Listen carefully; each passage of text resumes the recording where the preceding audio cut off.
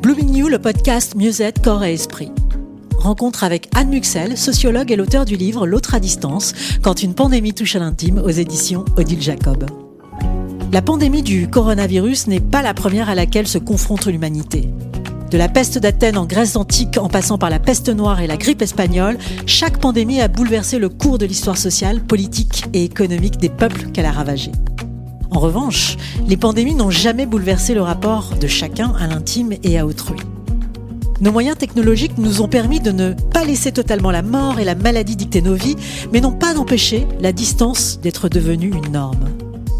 Comment cette distanciation sociale a-t-elle marqué notre quotidien et les esprits ? Que garderons-nous des gestes barrières, des restrictions sanitaires et des confinements qui ont bouleversé nos relations professionnelles comme personnelles ? Quelles évolutions dues à la pandémie sont-elles vouées à se pérenniser ? Anne Muxel est directrice de recherche en sociologie et en sciences politiques au CNRS. Nous la rencontrons aujourd'hui pour essayer d'y voir plus clair sur les conséquences de l'expérience Covid-19 sur nos vies intimes et notre façon de faire société. Je suis Amalda Dole, une simple curieuse de ce qui fait une vie bonne et heureuse. Anne Muxel, bonjour. Bonjour. Votre livre est la conclusion d'une enquête que vous avez menée auprès des Français pour comprendre comment ils avaient vécu l'irruption de ce virus dans leur vie. Comment ont-ils vécu la peur du virus et les restrictions des libertés ? Alors, ils ont eu très peur. Et je crois que cette peur s'est peut-être un peu atténuée dans la dernière période. Quoique, on ne sait pas très bien encore où l'on va. On ne peut pas dire que la pandémie soit terminée. La peur a saisi tout le monde. Il y a eu un effet de sidération dont on se souvient tous, notamment à l'abord du premier confinement et durant tout le premier confinement. Il y a eu une mobilisation à la fois collective, mais aussi une mobilisation, je dirais, qui a saisi chacun d'entre nous, nous obligeant très rapidement à trouver, adopter cette nouvelle grammaire qui nous était imposée, et notamment la distanciation. Je rappelle que à ce moment-là, le mot d'ordre qui était et les recommandations qui étaient délivrées par les autorités sanitaires quasiment en boucle sur les radios, à la télévision, c'était si vous aimez vos proches, ne vous approchez pas trop. Donc c'est une injonction paradoxale qui finalement a interpellé tout un chacun. Évidemment, on n'était pas du tout habitué à cela. Si on aime, on se rapproche, on ne s'écarte pas. Si on aime, on s'exprime, on s'embrasse, on se serre la main, on se tient dans les bras, on ne se détourne pas, on ne se tient pas à distance, on ne met pas des masques, on n'a pas peur de l'autre. Et donc je pense que tout cela a évidemment saisi les Français à un moment où ils ne s'y attendaient pas, et saisi d'ailleurs les populations à l'échelle du monde entier, parce que je crois que ce qui interpelle cette fois-ci, dans ce à quoi nous avons dû faire face, c'est cette prise de conscience de ce péril, de ce fléau qui bien sûr nous touchait intimement, personnellement, nationalement, mais qui finalement touchait la planète entière. Et donc ça a été aussi l'objet d'une prise de conscience qu'on appartient à une entité plus large que le seul cercle de ses proches, que le seul pays auquel on appartient.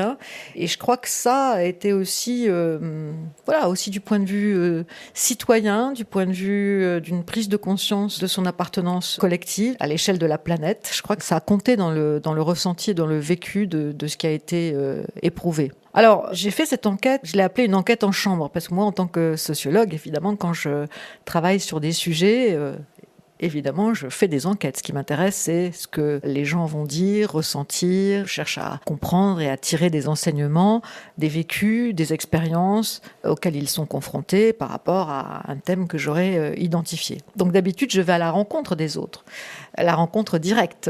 Quand on fait des entretiens, on a besoin aussi de ce face-à-face, de cette vision, de ce ressenti dans cette altérité qui se construit au cours d'un entretien. Là, ce n'était pas possible puisque nous étions confinés. Donc j'ai fait ce qu'on appelle une enquête, enfin ce que j'ai appelé, parce qu'on ne peut pas dire que ce soit un modèle, une enquête en chambre. J'ai été interpellée par cette nécessité qui s'est imposée à moi en tant que sociologue, mais aussi sociologue qui depuis un certain nombre d'années explorait les voies de l'intime par rapport notamment à des sujets tels que la politisation, la construction de l'identité politique, la transmission familiale.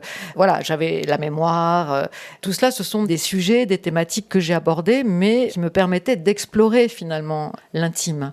Et là, face à, comme tout un chacun, à la réalité de cette pandémie et à ce qui nous était imposé en matière de restrictions, eh bien, j'ai ressenti la nécessité de faire ce travail de compréhension des conséquences pour chacun et chacune dans nos vies personnelles de cette pandémie. Et ne pouvant pas faire une enquête comme d'habitude, donc j'ai fait une enquête en chambre, c'est-à-dire que j'ai envoyé à un réseau de connaissances, d'amis, incluant la famille, mais aussi par effet boule de neige, des réseaux plus lointains, voire des gens que je ne connaissais pas.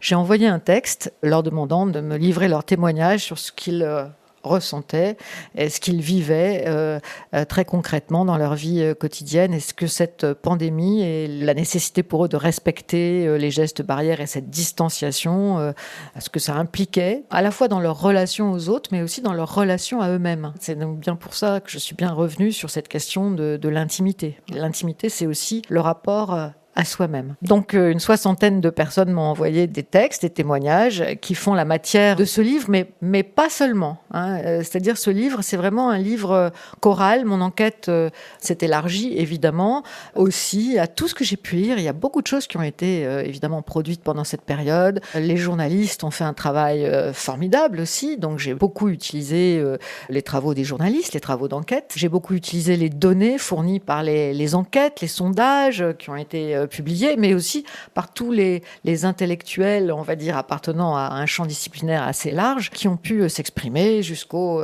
artistes, aux écrivains, etc. Donc ce livre est un livre que j'ai voulu vraiment comme un livre choral, c'est-à-dire à plusieurs voix. Et bien évidemment que dans cette multiplicité de voix, d'approches, cette interdisciplinarité avec laquelle j'aime toujours, moi, travailler, eh bien, il y a aussi ma voix intérieure sûrement qui se fait entendre dans ces pages. Oui, effectivement, votre livre est très documenté, puisqu'on parle des conséquences, effectivement, du Covid, parce que c'était la Covid, maintenant c'est le Covid. C'est intéressant d'ailleurs, ce féminin-masculin et cette hésitation. Quelle est votre analyse, vous, là-dessus ? Je rebondis effectivement là-dessus. Bon, normalement, on nous a expliqué que c'était la Covid. Et en fait, peut-être c'est plus difficile de désigner un ennemi féminin que de désigner un ennemi masculin. Donc le Covid apparaît plus méchant, en fait. Là, c'est une figure d'ennemi plus facile à identifier. Donc je crois qu'il y a beaucoup de gens, d'ailleurs, qui ont eu du mal à passer au féminin. C'est-à-dire d'engager le féminin dans quelque chose d'aussi offensif et dangereux. Quels sont les effets de la généralisation du port du masque dans l'espace public, et notamment sur les enfants ? Alors, on n'en est pas sorti. C'est-à-dire que parmi les effets durables de l'autre à distance et de cette nouvelle grammaire d'attitude, de comportement, de gestes qui s'est mise en place, eh bien, c'est vrai que le masque est quelque chose qui perdure et qui va probablement perdurer. Et nous allons rejoindre des habitudes que connaissent bien, par exemple, les pays asiatiques, en Chine, au Japon, enfin dans toute l'Asie. Le port du masque est quelque chose qui était assez répandu. Quelqu'un de malade au Japon, par exemple, un pays que j'ai beaucoup fréquenté, quand on a un rhume, il est inenvisageable de ne pas porter un masque pour effectivement ne pas transmettre ce rhume aux gens que l'on va rencontrer. Donc il y a une discipline civique qui fait que oui, le port du masque est beaucoup plus admis, répandu, normé, et aussi parce que ce sont dans les pays asiatiques des pays qui ont été confrontés à des épidémies, plus probablement que chez nous.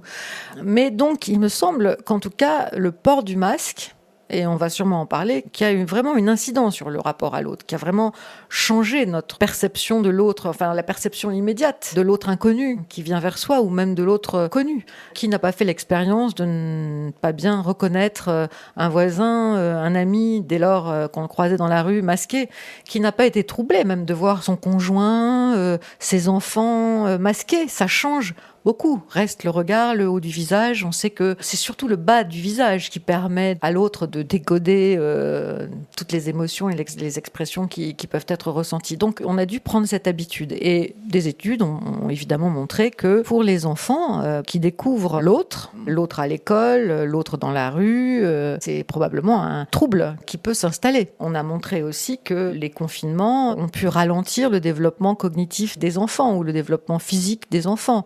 Les moments forts et les plus durs de la pandémie, et notamment au travers des confinements, ont eu des conséquences assez négatives sur le développement des enfants.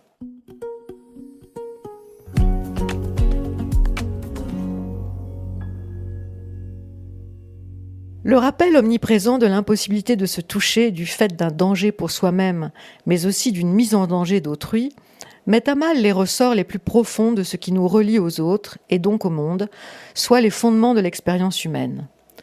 Cela dans un moment de notre histoire où la question du devenir de nos sociétés se pose avec acuité, et dans un temps où cette crise sanitaire se surajoute à toutes les crises devenues systémiques de notre modernité présente.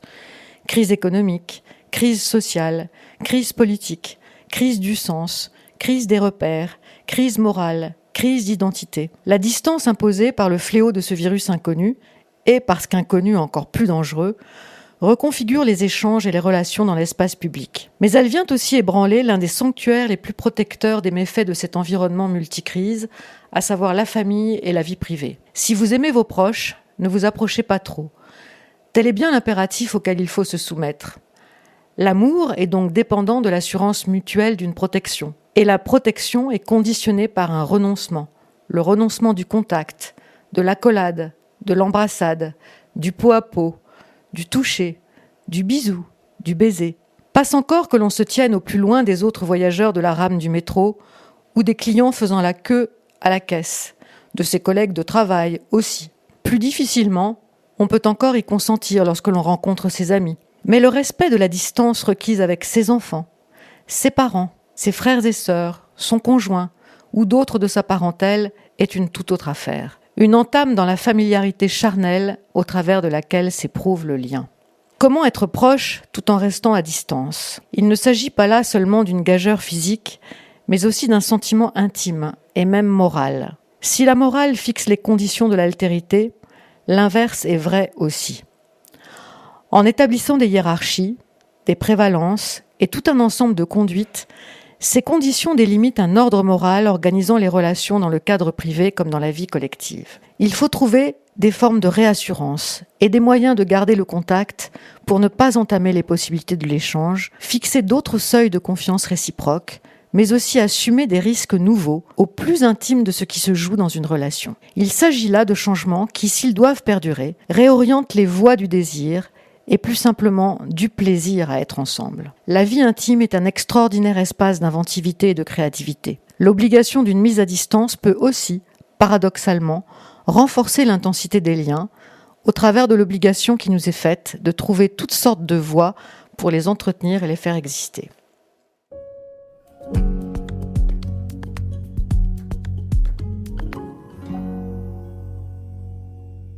Anne Muxel, vous venez de nous offrir la lecture d'un passage de votre livre. Pourquoi avez-vous choisi cet extrait ?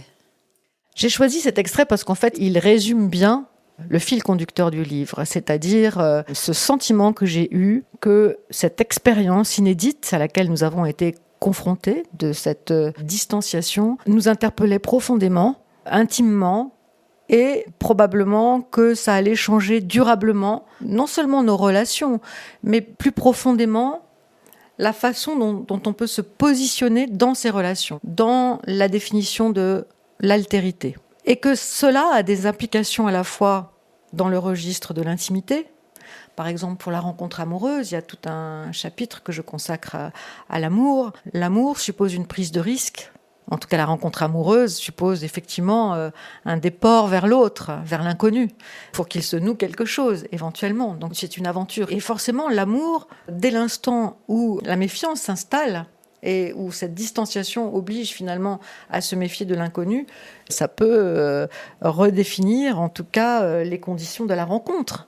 Ça peut redéfinir cette prise de risque, ce que l'on est prêt éventuellement à engager pour aller vers l'autre. Même chose, cette distanciation il y a un autre chapitre du livre, a pu toucher et entamer profondément notre rapport intime à la mort, à ceux que l'on a pu perdre dans ce temps si difficile de la pandémie, où l'autre à distance supposait cette rupture anthropologique, je crois, qui a profondément entamé aussi l'expérience humaine dans ce temps de la pandémie. L'autre à distance à empêcher les personnes de faire le deuil, finalement, en respectant les rituels de la mort qui permettent ce passage symbolique du monde des vivants au monde des morts. Beaucoup de personnes ont perdu un proche sans pouvoir le revoir, sans pouvoir l'enterrer, sans pouvoir se réunir. Et donc là, on est allé très loin. C'est-à-dire que les restrictions sanitaires sont allées très loin et ont franchi les principes mêmes de ce qui fonde notre humanité. Et ce qui fonde notre humanité, c'est effectivement notre obligation vis-à-vis des disparus, des morts, de réaliser ce passage symboliquement du monde des vivants au monde des morts. Il y a là, au travers de la pandémie, des expériences très fortes, un ressenti très profond qui a bousculé, entamé profondément notre intimité et les conditions de notre altérité.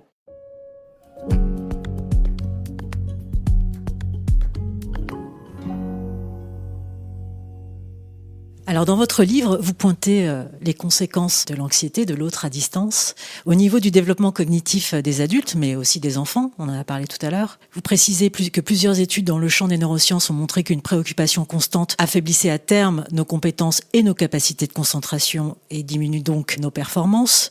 Vous reprenez ainsi les propos d'Isabelle Barthes, chercheuse en sciences du management, qui indique que les professeurs doivent s'attendre à avoir des élèves plus distraits, les managers des collaborateurs plus influençables et avec moins de discernement. Alors, la question est comment lutter contre cette anxiété montante, tant au niveau des entreprises que des personnes, que des particuliers ? Alors, je ne sais pas si on peut lutter, mais en tout cas, on peut s'adapter. Et ce qui est vrai, c'est que le masque, vous l'avez tout à fait bien rappelé, le masque a une incidence, non seulement sur la relation à l'autre, mais aussi sur les conditions de l'apprentissage, les conditions de la concentration, les conditions de la productivité et du bien-être au travail. On en fait tous l'expérience.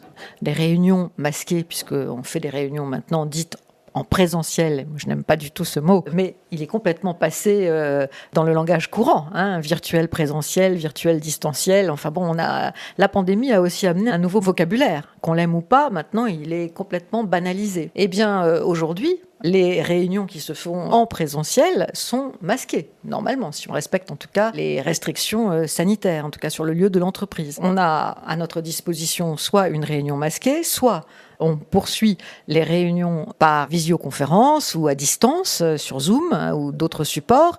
À ce moment-là, on n'est pas masqué, mais on est sans contact. Donc en fait, lutter, c'est pas facile. En tout cas, il faut s'adapter. On n'a pas finalement 36 solutions. Donc je pense que c'est pour ça, c'est l'objet du livre, je montre comment on doit plutôt s'adapter. Alors, s'adapter suppose pour les personnes, les individus, de s'habituer à cette nouvelle grammaire, de trouver des façons de faire des pas de côté. Par exemple, on est dans une réunion où on se rencontre pour la première fois, on peut accepter de baisser son masque quelques instants, quelques secondes pour qu'on ait la vision du visage de l'autre. On est dans une relation thérapeutique. Beaucoup de thérapeutes m'ont dit ça quand ils reçoivent pour la première fois un patient et ils enlèvent le masque et puis ils peuvent le remettre.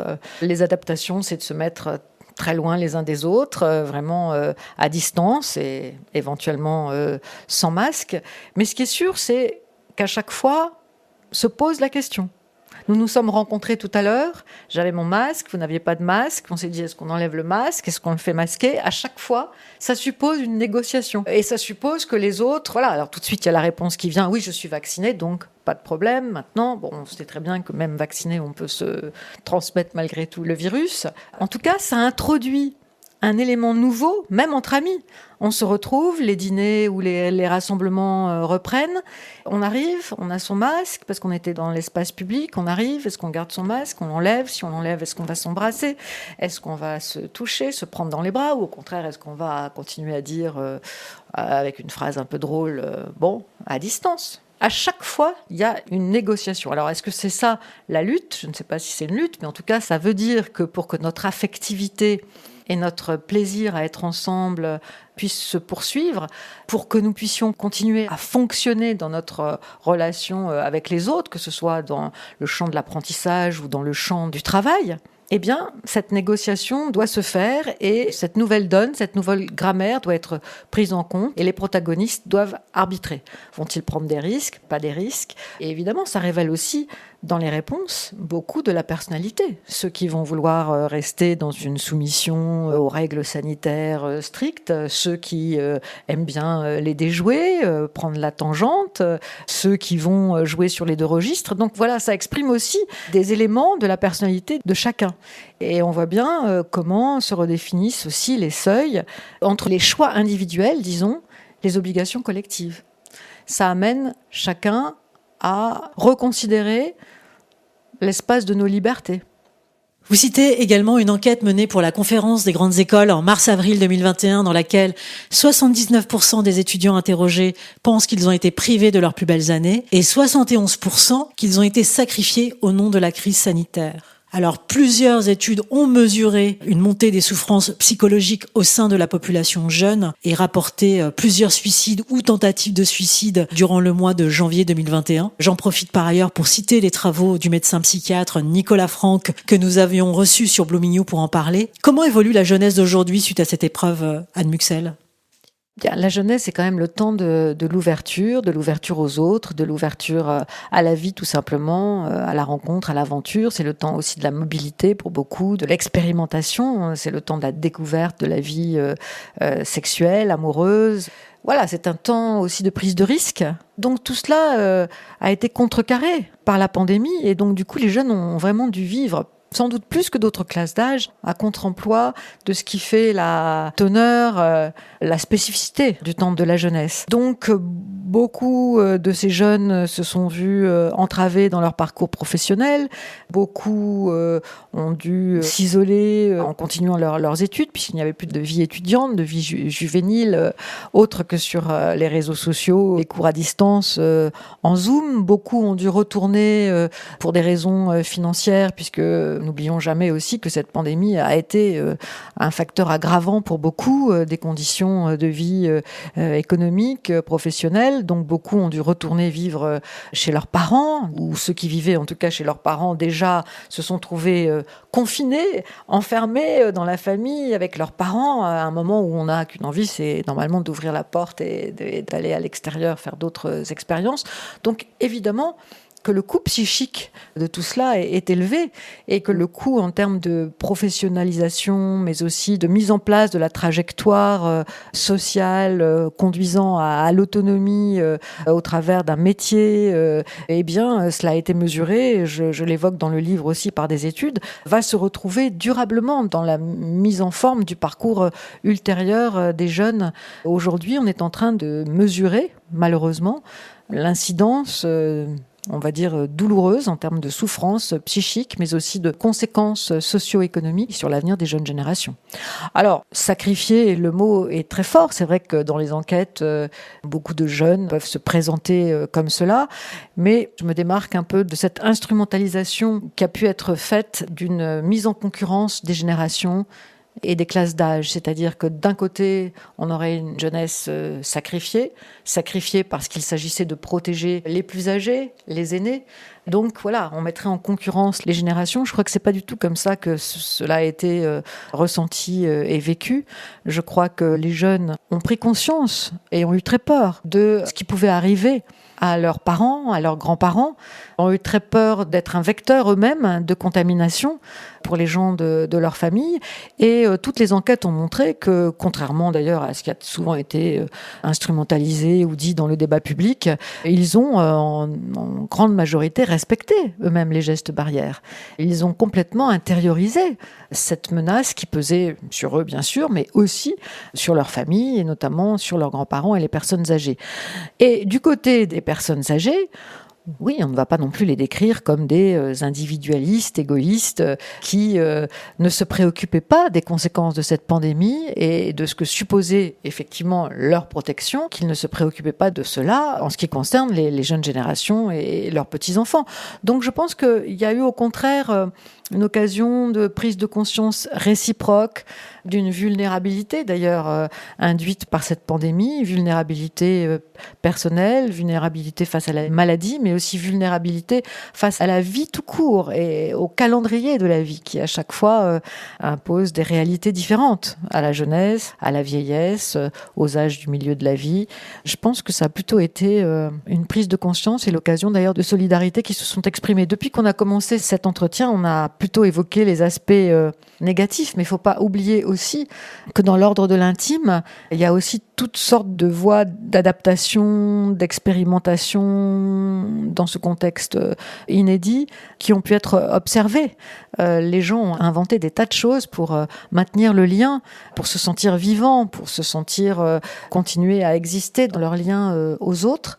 Il y a eu aussi beaucoup de choses très belles et d'expressions de solidarité qui doivent être notées et qui marqueront les mémoires. Et d'une certaine façon, toutes ces familles séparées, par exemple, eh bien, ont dans certains cas plus communiqué qu'avant, même par les voies numériques. Donc il n'y a pas que du négatif. Il y a aussi d'autres choses qui ont pu s'exprimer au travers d'autres canaux. Et puis surtout cette prise de conscience de la vulnérabilité de tout un chacun qui, je crois, là aussi, laissera des traces. Parce que on est dans des sociétés où on peut oublier que le tragique est là, omniprésent, que le tragique peut toucher les jeunes, les vieux, que la mort et la maladie sont là. On est quand même dans des sociétés aseptisées qui ont eu tendance à occulter tout cela. On était plutôt dans un schéma jusqu'à présent. On pensait plutôt au progrès du transhumanisme et au recul de la mortalité des humains. Je crois que ce virus rappelle notre mortalité, donc notre vulnérabilité. Donc il y a aussi la prise de conscience de cela et ça a pu provoquer, je l'évoque dans le livre aussi, pour beaucoup des changements de vie aussi. Des gens sont partis, ont quitté les villes, des gens ont changé de travail parce qu'ils l'ont perdu temporairement, mais du coup après ils ont pris conscience qu'ils avaient d'autres choses à faire. Oui, il y a des familles qui ont reconsidéré leur mode de fonctionnement, il y a des couples qui se sont séparés, d'autres qui se sont formés ou formés autrement. Enfin bon bref, ça a été aussi l'occasion de prise de conscience. De ce point de vue-là, oui, l'intimité a été bouleversée, mais aussi a pu faire l'objet de reconstruction personnelle.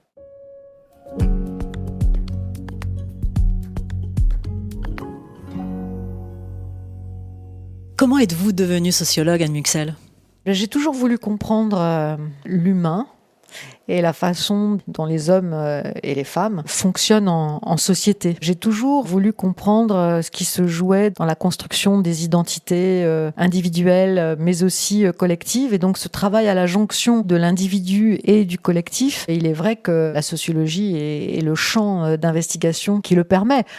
Au tout début, j'ai toujours voulu être chercheur. C'est vrai que quand j'étais petite, en classe de 4e, je me souviens, je voulais être vulcanologue. J'étais passionnée par la géologie. J'admirais Haroun Tazieff à l'époque. Ensuite, après, j'ai fait un bac scientifique et je voulais être chercheur en neurophysiologie du cerveau. Je voulais évidemment comprendre comment le cerveau fonctionnait et puis un peu rebutée par la dimension trop scientifique des savoirs qu'il me fallait acquérir en chimie, en biologie, etc. J'ai calé et j'ai trouvé une autre façon de comprendre le fonctionnement humain et le fonctionnement des sociétés au travers effectivement des sciences sociales. Donc c'est comme ça que je suis arrivée à la sociologie. Mais qu'est-ce qui a initié cette quête dans votre vie ? Parce qu'il y a quand même une part de mystique quand on veut essayer de comprendre l'humain. Qu'est-ce qui a initié chez vous ? Quel a été l'élément fondateur, déclencheur ? Je pense l'intérêt que j'ai toujours porté à l'autre, aux autres. Et donc, quand on s'intéresse aux autres, eh bien, oui, il faut comprendre profondément quelle est la teneur de l'altérité, de ce qui peut faire lien. Et pour cela, on a des disciplines qui nous permettent de l'appréhender. Et je suis sociologue, c'est vrai, politiste aussi, mais j'ai toujours mobilisé plusieurs disciplines. Et donc, ma compréhension de l'autre a toujours ouvert des portes à la philosophie, à la psychanalyse, à la psychologie, à l'histoire, et donc aussi, bien sûr, à la sociologie. Je pense qu'on ne peut pas aborder ces questions autrement qu'au travers de ce prisme de pluridisciplinarité. Ça caractérise mon travail. Quelles émotions ont guidé l'écriture de votre livre ? D'abord, une interrogation profonde. L'interrogation, c'était, oui, Qu'allons-nous faire à l'échelle de nos vies individuelles, mais aussi plus largement de nos vies collectives? Qu'allons-nous faire de cette expérience inédite et de cette distanciation? Donc d'abord une interrogation. Je crois qu'un chercheur, ce qui le caractérise, c'est effectivement d'abord de se poser une question, de partir d'une interrogation. Moi, c'était qu'allons-nous faire et de quelle façon cette expérience va modifier et laisser des traces durables dans nos existences. Je dirais ça, à l'interrogation, face à la sidération que j'ai pu ressentir au début, comme tout le monde finalement. Et donc cette expérience commune de cette peur, de cette sidération, en fait on n'y croyait pas trop au début aussi. On ne savait pas très bien ce qui nous arrivait. Je crois que le livre permet finalement de retrouver des sensations qu'on a un peu oubliées maintenant.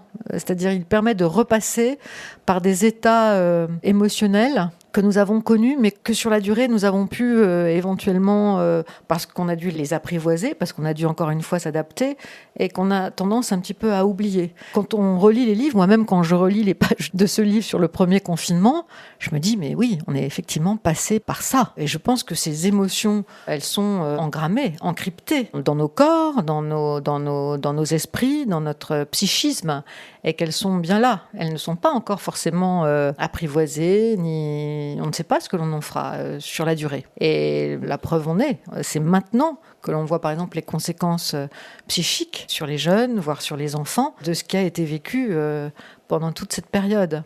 Donc je dirais attention, vigilance. En tout cas, oui, je pense que c'est quand même un peu la conclusion de ce livre, que les traces sont là. Alors des traces, encore une fois, dans certains cas négatives, difficiles, mais aussi peut-être des traces positives. Je veux rester sur ces traces qui résultent plus exactement de cette prise de conscience très forte que nous avons dû faire de différents aspects, registres de nos vies, qui a obligé tout un chacun à reconfigurer, même à des échelles très réduites, mais reconfigurer certaines choses.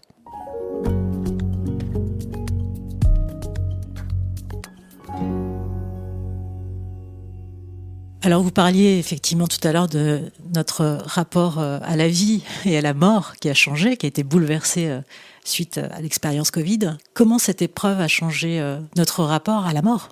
D'abord, on a pris conscience de la mort. N'oublions pas le décompte mortifère chaque soir à la télévision, du nombre de morts, du nombre de cas, du nombre de personnes en réanimation, ces images en boucle que l'on a vues, ces personnes intubées, ces cercueils auxquels personne n'avait accès, les images de Bergame, les images des containers frigorifiés de New York et Brooklyn. Voilà, toutes ces images se rappellent du tragique, se rappellent de la mort, qui est pourtant bien là, dans nos existences. Oui, la pandémie en a été l'occasion. On a parlé d'un virus mortel. On avait l'impression jusqu'à présent, certes, plein de maladies sont mortelles et beaucoup de gens y sont malheureusement confrontés. La vie est mortelle. La vie est mortelle. Mais on a tendance, comme je le disais tout à l'heure, à l'oublier. En tout cas, nos sociétés occidentalo-modernes cherchent à nous le faire oublier. La mort est rendue invisible. Voilà, la mort, on ne veut pas y penser, ou le plus tard possible. Et donc, c'est vrai que, oui, ça a obligé à accepter cet intrus, disons ça, qu'est la mort dans nos sociétés modernes. Ça a obligé à la reconsidérer et à se rappeler bien qu'elle est là. Alors, par contre, je pense que les dégâts et les conséquences psychiques pour beaucoup qui ont perdu des proches de ce tabou finalement qui a été franchi, c'est-à-dire le fait de ne pas pouvoir enterrer ou dire au revoir, de ne pas pouvoir faire ce dernier contact, ce dernier adieu avec la personne qui va effectivement passer de l'autre côté, dans le monde des morts, eh bien, ça, je crois que oui, ça va vraiment laisser des traces importantes. Vous pensez qu'on a franchi une limite en interdisant Je pense qu'on a franchi une limite et c'est pour ça que je ne suis pas la seule. Beaucoup ont parlé à ce moment-là de rupture anthropologique, c'est-à-dire que oui, on a franchi une limite. Et pour ces personnes, pensons aussi à ces personnes qui sont mortes seules, dans leur coma ou sous des appareils de ventilation, sans pouvoir revoir leurs proches. Je pense qu'aussi les conditions de la mort de ces personnes ont été très difficiles. Et là, le personnel soignant peut témoigner de cela, parce que finalement, les seuls qui ont permis d'être cette présence finalement auprès des mourants, c'est le personnel soignant qui a là joué un rôle tout à fait admirable, remarquable. Et ce personnel soignant a pu prendre la mesure aussi de ce qui était en train d'opérer, d'advenir à ce seuil de séparation entre le monde des vivants et le monde des morts. Et donc, je crois que là, il y a eu vraiment pour le personnel soignant des choses sûrement très douloureuses qui ont été éprouvées. Et je crois que j'ai parlé des proches, j'ai parlé de ceux qui sont morts, mais aussi évoquant le personnel soignant qui aura sûrement beaucoup de mal à effacer les traces de ces moments difficiles où beaucoup d'entre eux ont joué un rôle absolument crucial, majeur, et ont donné beaucoup d'eux-mêmes. Alors ils ont donné beaucoup d'eux-mêmes dans un temps de surmobilisation, parce qu'effectivement, il y avait beaucoup de travail dans les hôpitaux, et pas beaucoup de moyens, mais aussi proximité avec les personnes qui allaient disparaître. Souvent, le personnel soignant a été un tampon aussi entre la famille et la personne malade. Ça a induit, je pense, beaucoup de choses difficiles qui ne vont pas s'effacer de sitôt.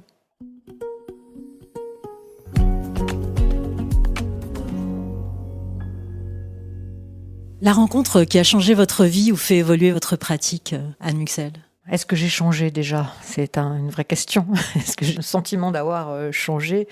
Peut-être pas. J'ai plus l'impression d'une continuité. J'ai l'impression que quand je pense à moi, oui, je suis plutôt sur une permanence, une continuité dans ce que je suis, dans ce à quoi je crois, dans mes déterminations, dans mes choix, dans mes orientations personnelles.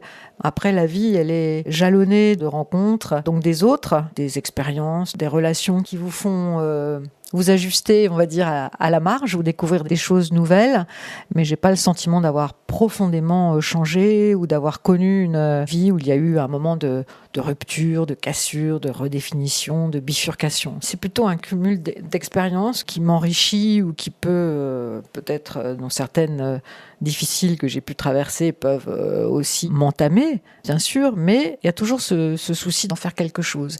Et c'est vrai que la plupart de mes travaux, de mes livres, de mes ouvrages résultent d'une question que je me suis posée à titre personnel et privé et que j'essaie de traiter par mon approche scientifique, entre guillemets, je mets beaucoup de guillemets, mais en tout cas par les sciences sociales et les disciplines que je peux convoquer pour comprendre ces phénomènes qui m'ont interpellée à titre intime et privé. En quoi croyez-vous ?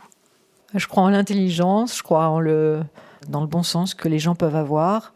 Qu'est-ce que vous mettez derrière l'intelligence ? La capacité que l'on peut avoir de comprendre d'abord, et ensuite, à partir de ce savoir, en tirer des enseignements pour que on maîtrise mieux à la fois les phénomènes auxquels on est confronté, mais qu'on puisse éventuellement aller vers un mieux, vers un progrès, vers une meilleure compréhension des choses, et donc y compris de leur dysfonctionnement, pour essayer de les améliorer. Voilà, donc il y a quand même, je reste quelqu'un de très positive. Voilà, ça c'est aussi un point peut-être qui me caractérise, c'est-à-dire que j'ai toujours l'espoir que on peut faire mieux. Je ne suis pas du côté des déclinistes ou des collapsologues. Qu'est-ce qui vous inspire ou vous émeut ?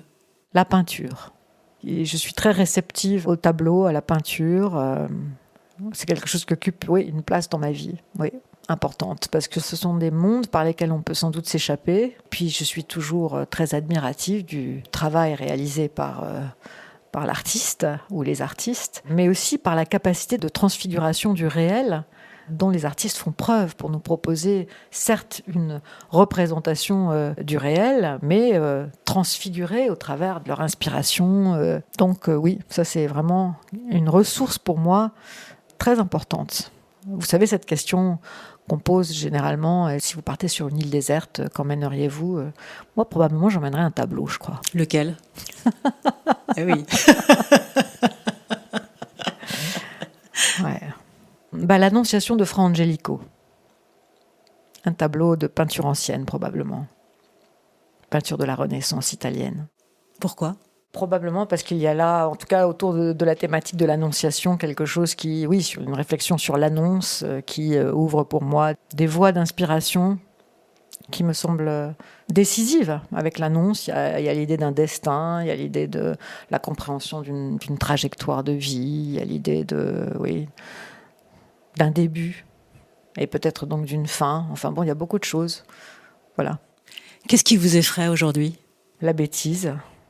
La bêtise m'effraie beaucoup parce que la bêtise peut conduire vraiment à des choses très négatives et peut conduire au mal, je pense. La violence. Même si je sais que nos sociétés sont plutôt moins violentes que par le passé. Mais quand même, il y a beaucoup de violence qui s'exprime, aussi bien dans la sphère privée. D'ailleurs, on n'en a pas parlé, mais dans la sphère privée, c'est vrai que cette pandémie a aussi été l'objet d'un regain de violence dans les couples, contre les femmes, mais aussi entre parents et enfants. C'est maintenant documenté, référencé. Et puis, qu'est-ce qui m'effraie quand même ? Les équilibres malmenés des écosystèmes de notre planète. Oui, je pense qu'effectivement, je fais partie de ceux qui ont une sensibilité aujourd'hui à la question environnementale. Je crois qu'il y a là des mesures à prendre, des choses à faire. Et je peux comprendre l'éco-anxiété, justement, dans laquelle se situent beaucoup de jeunes générations aujourd'hui. Qu'est-ce qui vous indigne ? Évidemment, l'injustice. Ça vient tout de suite. Oui. Espérons que nos sociétés, notre monde, peut devenir... Parce que je crois qu'il faut déborder les seules frontières de nos pays ou dans les accès même aux choses les plus rudimentaires de la vie humaine. Ça, c'est évidemment un objet d'indignation majeur. Qu'est-ce qui vous fait du bien ? Les autres, souvent. Je suis intéressée par les autres. J'aime beaucoup les autres, oui. Je m'intéresse aux autres, en fait. Ça me fait du bien quand je m'intéresse aux autres, mais c'est vraiment, je dirais, consubstantiel à mon métier, à mes choix. Oui, j'aime bien les autres. Et les autres peuvent m'apporter. Votre mantra ou la phrase qui vous fait du bien, qui vous porte en ce moment ? Peut-être quelque chose autour de la confiance, oui. Peut-être c'est quelque chose que, par rapport à des événements, à des épreuves auxquelles j'ai été confrontée ces dernières années, peut-être la question de la confiance et confiance, quelque chose comme ça. Eh bien, merci Anne Muxel. Merci à vous. Nous arrivons à la fin de cet épisode avec la sociologue Anne Muxel, dont je rappelle le titre du livre « L'autre à distance, quand une pandémie touche à l'intime » aux éditions Odile Jacob. Quelle vie et société voulons-nous ? Est une question qui se posait bien avant la pandémie. La réponse, en réaction à l'individualisme et au vide existentiel du consumérisme, était souvent la même. Nous voulons de nouveaux modes de faire et d'être qui soient porteurs de sens, d'humanité et de beauté. Le Covid, au-delà d'avoir bien entendu confirmé cette réponse, force et accélère les transformations, quelles qu'elles soient, et oblige à la modestie. Le risque sanitaire est loin d'être levé et l'optimisme affiché par Anne Muxel tout au long de cet entretien ne doit pas occulter notre propre responsabilité à être des acteurs engagés dans ce monde en transformation. Je vous donne rendez-vous sur blumenew.fr où vous trouverez la transcription de cet entretien avec toutes les références. Je vous dis à très vite pour de nouvelles rencontres et découvertes et en attendant, je vous souhaite tout le meilleur. À bientôt!